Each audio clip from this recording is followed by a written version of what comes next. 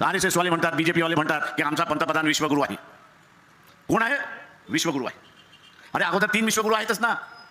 एक ट्रम्प आहे, तो उघड उघड मोदीचा अपमान करत बसतो. दुसरा आहे चायनाचा राष्ट्राध्यक्ष जिनपिंग.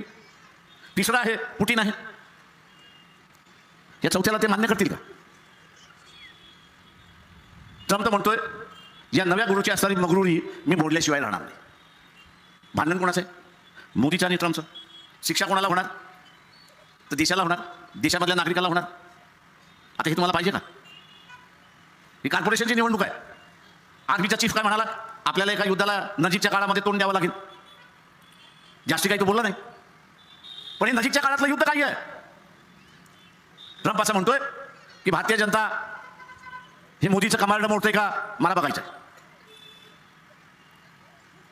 मोदीचा जो गुरु आहे तो तोडतोय का बघायचा आहे. भारतीय जनतेने तोडलं नाही तर युद्ध करून आम्ही तोडल्याशिवाय राहणार नाही. आणि त्या युद्धाची असणारी चर्चा ही आर्मी चीफने केली हे लक्षात घ्या. मिलिटरीच्या प्रमुखाने केली हे आपण लक्षात घ्या. तुम्हाला युद्ध पाहिजे का? तुम्हाला युद्ध पाहिजे का? नको ना. मग भारतीय जनता पक्षाच्या विरोधात मतदान द्या. उद्या कोण सत्तेमध्ये येईल कोण सत्तेमध्ये येणार नाही याचा अजिबात विचार करू नका. तुम्ही ट्रम्पला सांगा, मतदानाच्या स्वरूपामध्ये सांगा की मोदीची झिंक आणि कमांड हे दोन्हीही आम्ही मोडून टाकतो. तू येण्याची गरज नाही. तू युद्ध लागण्याची असणारी गरज नाही, आम्हीच मोडतो. आणि कशाने मोडायचं? कशाने मोडायचं? कशाने मोडायचं? ते बोलायला लागतंय तुम्ही लोक. मतदानाने मोडायचं हे लक्षात घ्या.